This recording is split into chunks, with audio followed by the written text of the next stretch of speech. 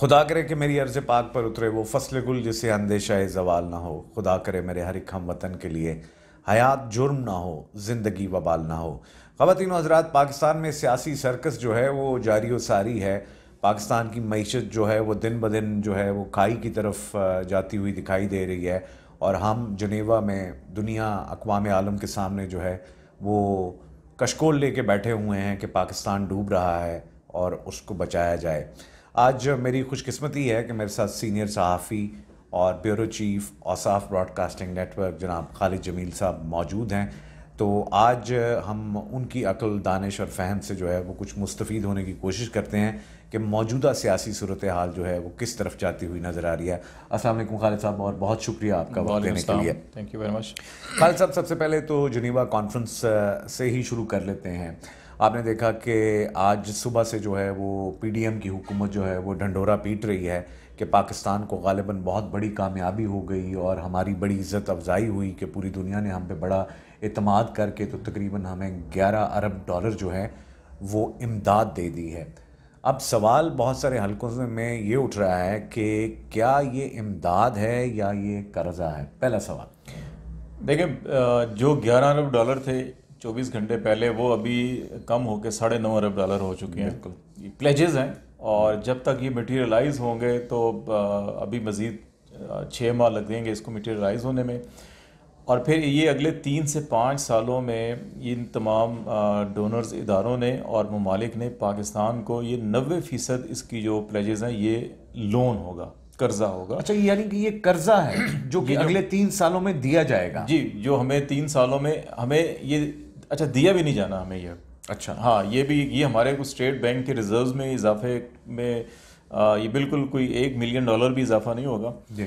یہ تمام کے تمام جو گورنمنٹ آف پاکستان سیلاب زدہ علاقوں کے اندر جو بحالی کے منصوبے ہیں وہ 1 بائی 1 مختلف ممالک کو وہ پیش کریں گے. ان میں سے وہ ان پروجیکٹس کو اون کریں گے. یعنی کوئی ایک پروجیکٹ وہ ان کو دکھائیں گے، ہاں، اور اس پہ وہ ممالک جو ہیں وہ کچھ پیسہ جو ہے وہ ریلیز کریں گے.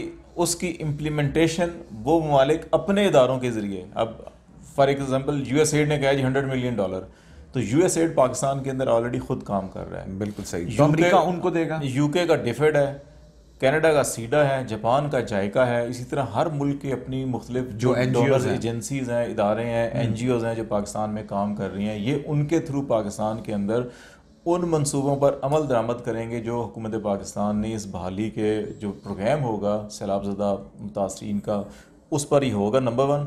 اور نمبر 2، یہ بھی ذہن میں رکھیں کہ یہ جو اماؤنٹ اناؤنس ہو رہی ہے اس میں سے ایک محتاط اندازے کے مطابق کوئی 60% جو ہوتی ہے یہ ایڈمنسٹریٹو کاسٹ اور لاجسٹک کاسٹ ہوتی ہے، جو انہی کے اداروں کے جو امپلائیز یہاں پہ کام کر رہے ہیں ان کو سیلریز اور اس کی لاجسٹک میں چلی جائے گی. اچھا، مجھے یہ بتائیے گا کہ یہ جو لوگوں کو تھوڑی سی خوش فہمی ہو رہی ہے کہ ہمارے زر مبادلہ کے ذخائر جو ہیں وہ اب تقریباً $4 بلین رہ گئے ہیں، تو پی ڈی ایم یہ پریٹینڈ کرنا چاہ رہی ہے کہ شاید ہمارا وہ جو ڈیفیسٹ تھا وہ اس امداد سے یہ جو اعلان ہوا ہے یا یہ جو قرضہ ہمیں آگے مل رہا ہے اس سے کیا فرق پڑے گا؟ نہیں، اس سے ہمارے فارن ریزروز کے اوپر کوئی اثر نہیں پڑے گا کہ اس میں اضافہ نہیں ہوگا. یہ بڑا ایک ویلڈ ہمارا جو اگر اضافہ ہوگا تو وہ 2 صورتوں میں ہے کہ جو ایک آرمی چیف نے سعودی عرب کا دورہ کیا اور پھر یو اے ای کا دورہ کیا. پرائم منسٹر ابھی کمنگ ڈیز کے اندر دوبارہ یو اے ای جا رہے ہیں.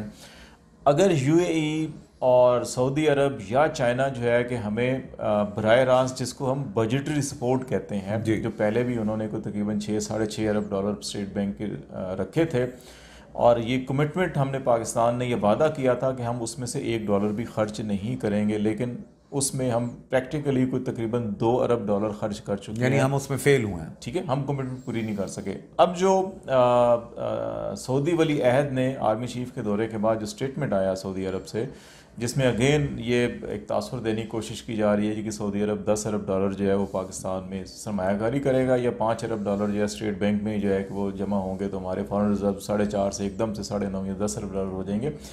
اس میں بھی جو اناؤنسمنٹ ہے وہ یہ کی جا رہی ہے کہ سعودی عرب نے یہ اناؤنسمنٹ کی ہے کہ وہ پاکستان میں انویسٹمنٹ کے لیے یا بجٹری سپورٹ کے لیے اسٹڈی کرے گا. $1 بلین کا تو انہوں نے وہاں پہ جنیوا میں وہ اس میں جو پلیجز ہیں. اچھا، اب اس میں سعودی فنڈ پاکستان کے اندر کام کر رہا ہے. بالکل صحیح. ٹھیک ہے, ان کی فاؤنڈیشن ہے, جس طرح دو فاؤنڈیشن USAID کر رہی ہے, وہ یہاں پہ کام کر رہی ہیں, تو ان کے وہ جو $1 بلین ہے وہ اسی ادارے کے ذریعے یہاں پہ خرچ ہوگا, وہ ہمارے فارن ریزرو کی صورت کے اندر پاکستان. اچھا خالد صاحب, اس پہ ایک انٹلیکچوئل کوسچن جو ہے وہ NGOs کے حوالے سے پہلے بھی ہوا, اور ان کے رول کے حوالے سے پاکستان میں بڑی بات ہوئی کہ مختلف ایجنڈاز جو ہیں وہ یہ ممالک جو ہیں اگر آپ کو امداد دیتے ہیں تو وہ NGOs کے ذریعے جو ہے وہ ڈفرینٹ ایجنڈاز جو ہیں وہ پورے کیے جاتے ہیں. یعنی ہماری ثقافتی اور ہماری جو اقدار ہیں ان کے حوالے سے کوئی بڑی باریکی سے کام کیا جاتا ہے, چاہے وہ خواتین کے حوالے سے کام ہو یا اور جو انٹرنیشنل ایجنڈاز ہیں. How do you see that? دیکھیں, اس میں یہ فیکٹر تو موجود ہے. آپ کو یاد ہوگا کہ چند سال پہلے پاکستان میں کوئی 25 کے قریب INGOs کو بین کیا گیا تھا, اور ان کو یہ کہا گیا تھا کہ وہ دوبارہ پاکستان کے اندر نئے SOPs کے ساتھ جو ہے کہ وہ اپلائی کریں گی, اور اگر وہ پاکستان کے تمام جو بائی لاز ہیں, لاز ہیں, اور جو ہماری وہی جو ثقافتی اقدار ہیں ان کو فالو کریں گے تو پھر ان کو الاؤ کیا جائے گا. اور ان میں سے کچھ لوگوں کو الاؤ بھی کیا گیا, لیکن بیشتر کی ابھی تک اپلیکیشنز پینڈنگ میں انہیں اجازت نہیں دی گئی, اور اس کی وجہ بھی یہی تھی کہ وہ کسی نہ کسی طور کے اوپر یا پاکستان کی قوانین کی خلاف ورزی کر رہے تھے, یا جو رپورٹنگ لائن ہوتی ہے اس کو وائلیشن اس کی کر رہے تھے, یا پھر جو ہماری ثقافتی یا مذہبی یا جو علاقائی ہماری روایات ہیں ان کو کہیں نہ کہیں وہ ہٹ کر رہے تھے, جس کی وجہ سے ان کو روکا گیا تھا. تو ابھی بھی اگر اس ساری سچویشن کے اندر دیکھیں, بعض تو ہمارے دوست ممالک ہیں جو اس کیٹیگری میں فال ہی نہیں کرتے کہ وہ اینی میں, لیکن کچھ ممالک ایسے ہوتے ہیں کہ جن کے زیر اثر جو INGOs یا NGOs ہوتی ہیں وہ ویمن رائٹس یا ہیومن رائٹس کے نام کے اوپر ایکچولی سم ٹائم وہ اس قسم کا پروپیگنڈا منفی کرتی ہیں جو انٹرنیشنلی آپ کی جو ٹریڈ ہے یا اس کے اوپر بڑے نیگیٹو امپیکٹ ڈالتے ہیں. اس میں ILO کا فورم ہے, یا آپ کی ہماری ایک زمانے میں وزیر آباد کی جو کٹلری کی سرجیکل کی انڈسٹری تھی اور جو سپورٹس کی فٹ بال کی انڈسٹری تھی, اس کے اوپر بڑے نیگیٹو امپیکٹ آئے تھے, اور وہ انہی NGOs کی رپورٹس کی وجہ سے وہ انٹرنیشنلی ان کے اوپر بین لگا تھا جی کہ آپ چائلڈ لیبر یا اس قسم کی باتیں چل رہی تھیں. اس میں پاکستان نے بہت کچھ بہتر کیا تھا, لیکن ایک طویل عرصے تک پروپیگنڈے کی وجہ سے وہ پاکستان کو فیسیلیٹیٹ نہیں کر رہے تھے. تو یہ وجہ ہے کہ جس وجہ سے یہ پابندیاں لگتی ہیں. اچھا خالد صاحب, مجھے یہ بتائیے گا کہ ون لائنر اس کا جواب پھر ہم آگے بڑھتے ہیں کہ یہ جو اناؤنسمنٹ ہوئی پیسوں کی اتنی, یہ پاکستان کی کامیابی ہے یا کہ مزید ایک قرضے کی ہم اس میں غلام گردش میں مزید پھنستے جائیں گے؟ دیکھیں, یہ کسی حد تک کہ جو ہم یہ کہہ رہے ہیں جی کہ 17-18 ارب ڈالر ہمیں چاہیے ان کی بحالی کے لیے, وہ ایک بوجھ تھا پاکستان کے اوپر, حکومت کے اوپر. ہمارے پاس اب حالت یہ ہے اس وقت کہ ہم دوائیں امپورٹ نہیں کر سکتے, ہم سرجیکل اکوپمنٹ امپورٹ نہیں کر سکتے, انڈسٹریز بند ہو رہی ہیں, ہم جو ہے کہ خوردنی تیل جو ہے امپورٹ نہیں کر سکتے, اور یہاں بحران کی صورت پیدا ہوئی ہے, ہم گندم امپورٹ نہیں کر سکتے, اور آٹے کا بحران پاکستان میں پیدا ہوا ہے, ایگریکلچر ملک ہے پاکستان. تو ایسی صورت میں کہ آپ کو 16-17 ارب ڈالر کا ایک ایڈیشنل برڈن اگر آپ پہ آ جائے تو وہ بڑا مشکل ہو جاتا ہے معیشت کو سنبھلنے کے لیے. ٹو سم ایکسٹینٹ کسی حد تک ایک سائیکالوجیکلی اگر نفسیاتی طور کے اوپر تو پاکستان کو ایک سپورٹ یہ ملے گی کہ اچھا جی کہ 9 ارب ڈالر جو ہے PDM جو اتنی بغلیں بجا رہے ہیں اور لوگوں کو, یہ دیکھیں یہ سارے کے ساتھ پولیٹیکل اسٹنٹ ہے نا. اب اگر یہ چاہتے, اب اس کانفرنس کے اندر آپ دیکھیں کہ کیا انٹرنیشنل پرسنالٹیز کتنی آئی تھیں, ٹھیک ہے, پھر میکرون آئے تھے, یونائٹڈ نیشن کے دیکھیں نا وہ سیکرٹری جنرل تو پاکستان بھی آئے تھے اور بار بار اپیلیں کی کہ کتنا اس کا فائدہ ہوا, اور اس وقت انہوں نے $1.8 بلین کی اپیل کی تھی, تو شاید یہاں پہ $500 یا ملین بھی شاید نہیں اکٹھے ہوئے. بالکل ٹھیک ہے. تو اچھا یہ جو سچویشن ہے, اب ورلڈ بینک, ADB, IDB انہوں نے ویسے بھی آپ کو سپورٹ کر دینا تھا, تو یہ لو لشکر لے کے جنیوا جانا اور وہاں پہ اچھا ایک دن ہم یہ تاثر دے رہے ہیں کہ ہم غریب ملک ہیں, معیشت ہماری کمزور ہے, عوام کی مدد نہیں کر پا رہے, آپ برائے مہربانی مدد کریں, اور دوسری طرح جس جاؤ جلال کے ساتھ ہم شاہانہ انداز کے ساتھ جاتے ہیں, تو اس سے بھی پاکستان کی سبکی ہوتی ہے. میرا خیال ہے کہ یہ اگر پاکستان میں ہی کرتے یہاں پر, اور UN سیکرٹری جنرل دوبارہ بھی آ جاتے, اور جہاں پہ اب بائی لیٹرل جو ممالک ہیں ان کے یہاں پہ انہوں نے وہاں پہ اپنے سیکنڈ سیکرٹری فرسٹ سیکرٹری بھیجا ہوا تھا, تو یہاں پہ ان کے امبیسڈر ہوتے, بالکل وہ بھی ہو سکتا تھا. بالکل صحیح. اچھا خالد صاحب, مجھے یہ بتائیے گا کہ یہ تو سیاسی جو حالات ہیں وہ بھی دن بدن گمبھیر ہوتے جا رہے ہیں. آپ سے کچھ دیر پہلے عمران خان صاحب نے ایک بڑی دھواں دھار تقریر کی, اور آج وہ ذرا تھوڑے زیادہ اگریسو نظر آئے. انہوں نے کہا کہ اگلے 2 سے 3 ہفتوں میں جو ہے وہ میں ایک دفعہ پھر روڈوں پہ نظر آؤں گا, اور مجھے کوئی مائنس نہیں کر سکتا. میرے لیے کوئی ریڈ لائن جو ہے وہ نہیں بنا سکتا. ریڈ لائن جو ہے وہ صرف اللہ کی ذات بنا سکتی ہے. لیکن ہمارا الیکشن کمیشن آپ نے دیکھیں کہ کل انہوں نے ایک فیصلہ ہے جس میں وارنٹ جاری ہوئے. تو یہ آپ سمجھتے ہیں کہ آپریشن رجیم چینج جو ہے وہ جاری ہے یا وہ رک گیا ہے؟ میرا خیال ہے کہ وہ جاری ہے. تھوڑی رفتار اس کی سست ضرور ہوئی ہے لیکن وہ آپریشن رجیم چینج ابھی بھی جاری ہے اور یہ اس وقت تک ختم نہیں ہوگا جب تک دیکھیں ہم اگر پاکستان کو اسلامک ڈیموکریٹک ریپبلک کنٹری اگر کہتے ہیں تو پھر ہمیں اس کو حقیقی معنوں میں جمہوریہ پاکستان بنانا ہوگا. تو لیکن جو آپ کے سیاسی پلیئرز ہیں وہ تو الیکشن سے بھاگ رہے ہیں. جمہوریہ پاکستان وہ یہی ہے کہ جی آپ جمہور جو ہے عوام ہے اس کی آواز کو سنیں اور اگر آپ اس کی آواز کو نہیں سن رہے تو اس کا یہ مطلب ہے کہ آپ کوئی عوام کے اوپر کچھ چیزیں مسلط کرنا کوشش کر رہے ہیں تو وہ مسلط نہیں ہوں گی. اور ماضی میں بھی پاکستان کو بدقسمتی سے کہ یہ دنیا کی واحد ایگزامپل ہے کہ جہاں پہ میجورٹی آف دا پیپل جو ہے کہ وہ منورٹی سے الگ ہو رہے ہیں. بالکل صحیح. یہ ایسی ایگزامپلز نہیں ملتی.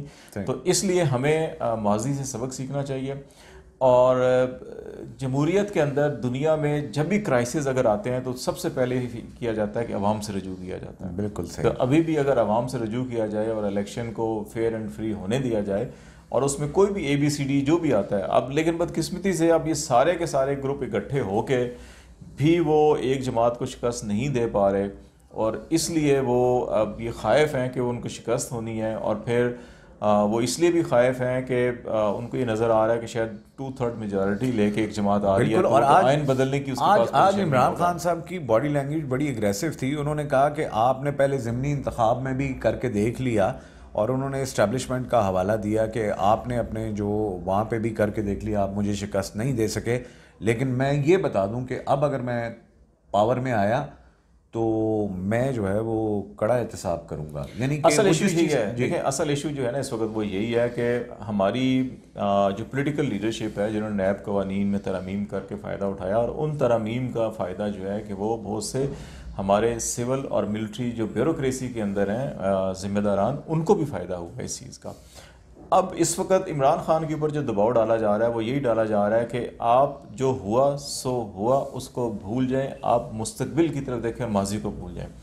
جو نیب قوانین کے اندر ترامیم ہوئی ہے اس کے نتیجے میں سپریم کورٹ کے اندر چیلنج ہوا ہے. وہ کیا فیصلہ ہوتا ہے ابھی کچھ نہیں کہا جا سکتا. پنجاب کو کیسے دیکھ رہے ہیں؟ زرداری صاحب وہاں پہ عمران خان صاحب کہہ رہے ہیں ہم نے تو زرداری کو بھی شکست دے دی لیکن وہ ابھی لاہور میں موجود ہیں اور ہائی کورٹ نے آج ایک جج نے ریمارکس بھی دیے کہ جی 24 گھنٹوں میں لیکن کل فیصلہ ہونا ہے کہ آپ ووٹنگ کرائیں. ابھی جو ہے کہ آپ کے پاس کیا خبر ہے؟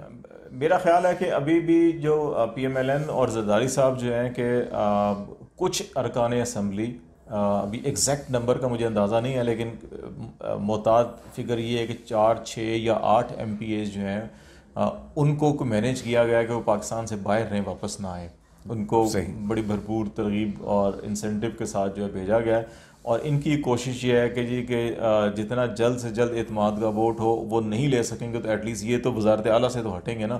پھر نئے چیف منسٹر کے الیکشن کے لیے جب پروسیس ہوگا تو پھر اچھا کس کے پاس زیادہ ووٹ ہیں اور پھر دوبارہ وہی کھچڑی پکنی ہے جو پہلے ہوا تھا. خالد صاحب آپ کو الیکشن ہوتے ہوئے نظر آ رہے ہیں؟